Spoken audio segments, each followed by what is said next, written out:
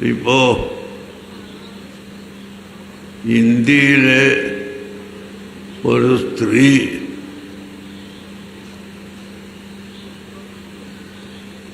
യമനിൽ തൂക്കിക്കൊല്ലപ്പെടാൻ തീരുമാനിച്ചപ്പോൾ ഞാൻ അവിടുത്തെ പ്രധാനപ്പെട്ട പണ്ഡിതന്മാരുമായി ബന്ധപ്പെട്ട് ഇസ്ലാം മതത്തിൽ ക്രിമിനൽ നിയമങ്ങൾ കൂടി പഠിപ്പിച്ചിട്ടുണ്ടല്ലോ. അപ്പോൾ ഞങ്ങളൊക്കെ ദർസിൽ പഠിപ്പിക്കുന്ന കർമ്മശാസ്ത്രം, അതിൽ ഇബാദാത്ത് അഥവാ ആരാധന മുറകൾ, രണ്ടാമത്തത് മുആമലാത്ത്, ജനങ്ങൾ തമ്മിലുള്ള ഇടപാട് സംബന്ധിച്ച നിയമങ്ങൾ, മൂന്നാമത്തത് മുനാക്കഹാത്ത്, വൈവാഹിക ജീവിതത്തിൽ ഉണ്ടാവേണ്ടുന്ന കാര്യങ്ങൾ, നാലാമത്തത് ജിനായാത്ത് എന്നാണ് വലിയ ക്രിമിനൽ സംബന്ധമായ നിയമങ്ങൾ. ഇപ്പോൾ എറണാകുളത്തിവിടെ വലിയ കോടതി, ഹൈക്കോർട്ടും വക്കീലന്മാരും എല്ലാമുള്ള സ്ഥലമാണല്ലോ.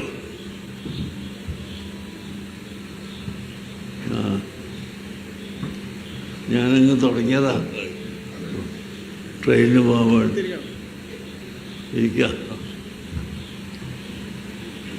മന്ത്രി അവர்களுം എത്തി. ഇനി എനിക്ക് പോകാനും അല്ല ട്രെയിൻ കിട്ടണമല്ലോ. അപ്പോൾ ഇസ്ലാമിക കർമ്മശാസ്ത്രം അത് 4 ഭാഗമാണ്. 1 ആരാധന, 2 ഇടപാടുകൾ, മൂന്നാമത്തത് വൈവാഹിക ജീവിതം, നാലാമത്തത് ജിനായാത്ത് എന്ന് പറഞ്ഞാൽ ക്രിമിനൽ സംബന്ധമായ നിയമങ്ങളെന്നാണ്. ഇപ്പം ഇവർ മന്ത്രിമാരാണ് ക്രിമിനൽ ഉദ്യോഗസ്ഥന്മാരെ നിശ്ചയിക്കലും ഒക്കെ. ഞങ്ങളങ്ങനത്തെ ഇവിടെ ഇന്ത്യ രാജ്യം ആ ക്രിമിനൽ വിഷയത്തിൽ അല്ലെങ്കിൽ മറ്റ് ഭരണ രംഗത്ത് പണ്ഡിതന്മാർ ഇടപെടാത്തത് കൊണ്ട് നാം അതിലേക്ക് പോകുന്നില്ല. എന്നാൽ നമ്മുടെ ഗ്രന്ഥങ്ങളിൽ പഠിപ്പിക്കപ്പെടുന്ന, പള്ളി ദർസുകളിലും കോളേജുകളിലും പഠിപ്പിക്കപ്പെടുന്ന ക്രിമിനൽ നിയമത്തിൽപ്പെട്ട ഒന്നാണ് ഒരാളെ കൊന്ന ആളെ കൊല്ലാൻ ശിക്ഷിക്കുക എന്നത്. മറ്റൊന്ന്, അങ്ങനെ കൊല്ലുന്നില്ലെങ്കിൽ മാപ്പ് കൊടുക്കാൻ കുടുംബങ്ങൾക്ക് അധികാരമുണ്ട്. അത് 2 വിധത്തിൽ കൊടുക്കാം. ദിയത്ത് എന്ന് പറയുന്ന ഒരു പ്രായശ്ചിത്വം ചെയ്യിപ്പിച്ചുകൊണ്ട് അത് വാങ്ങിക്കൊണ്ട് മാപ്പ് കൊടുക്കാം, ഒന്നും വാങ്ങാതെയും മാപ്പ് കൊടുക്കാം.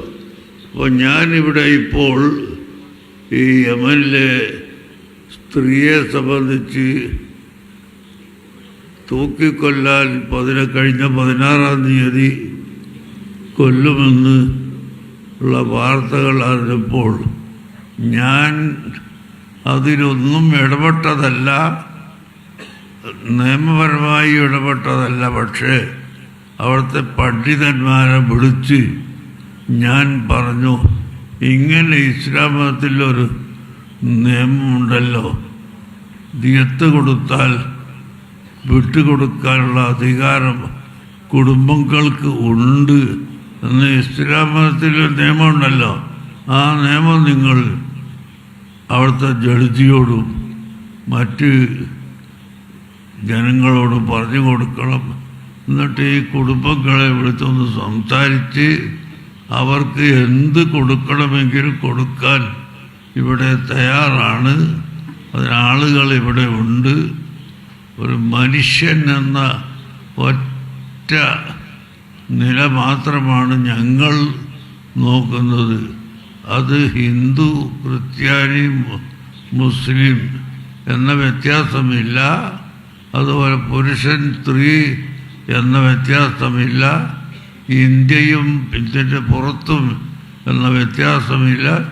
എവിടെയായാലും മനുഷ്യരെ സംബന്ധിച്ച് അവർക്ക് നന്മ ചെയ്യുന്നത് ഏറ്റവും വലിയ നന്മയാണെന്ന് പ്രവാചക പ്രഭു മുഹമ്മദ് സല്ലല്ലാഹു അലൈഹി വസല്ലമ നമ്മളെ പഠിപ്പിച്ചിട്ടുണ്ട്. ആ നിലക്കുള്ള ഒരു ചർച്ച നിങ്ങൾ കുടുംബങ്ങളുമായി ചെയ്തു നോക്കിയാൽ നമ്മളെ ഇസ്ലാമിൻ്റെ നിയമം അവർക്ക് മനസ്സിലാക്കുകയും ചെയ്യാം.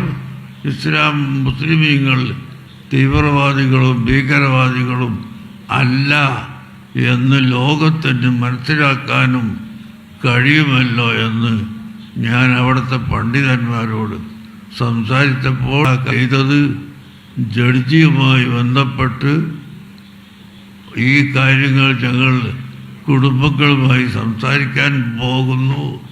അതുകൊണ്ട് ഒരല്പ ദിവസത്തേക്ക് നീട്ടിത്തരണം എന്ന് ആവശ്യപ്പെടുകയായിരുന്നു.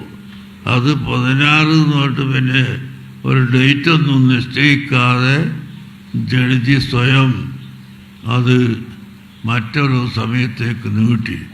ഡേറ്റ് നിശ്ചയിക്കാതെ എന്ന് പറയുമ്പോൾ തന്നെ സമാധാനമായല്ലോ.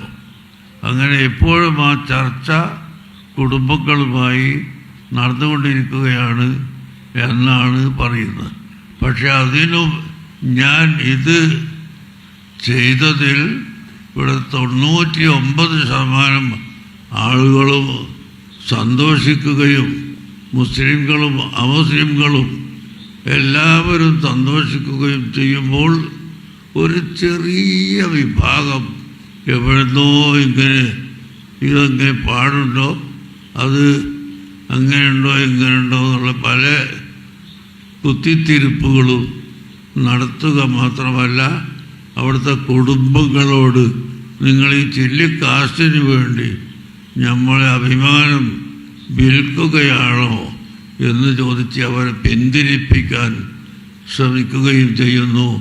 അതും ഇന്ത്യയിലുള്ള ആളുകൾ തന്നെയാണ് ചെയ്യുന്നത് എന്ന് പറയുമ്പോൾ നമുക്ക് വലിയ വേദനയുണ്ട്. ഏതായാലും നമ്മുടെ കാഴ്ചപ്പാട് മനുഷ്യർക്ക് ഗുണം ചെയ്യുക, മനുഷ്യർ എന്ന ഒറ്റ നോട്ടം, അതിലൂടെ ഗുണങ്ങൾ ചെയ്തു കൊടുക്കുക എന്നാണ്. ഇവിടെ ഇപ്പോൾ ദാറുൽ ഖൈർ എന്ന പേരിൽ ഏതാനും ഭവനങ്ങൾ നിർമ്മിക്കുകയും അത് പാവപ്പെട്ട ആളുകൾക്ക് നൽകുകയും ചെയ്യുന്ന ഒരു പരിപാടിയാണ് ഇത്. അത് അല്ലാഹു സുബ്ഹാനഹു വ തആല സ്വീകരിക്കുമാറാകട്ടെ.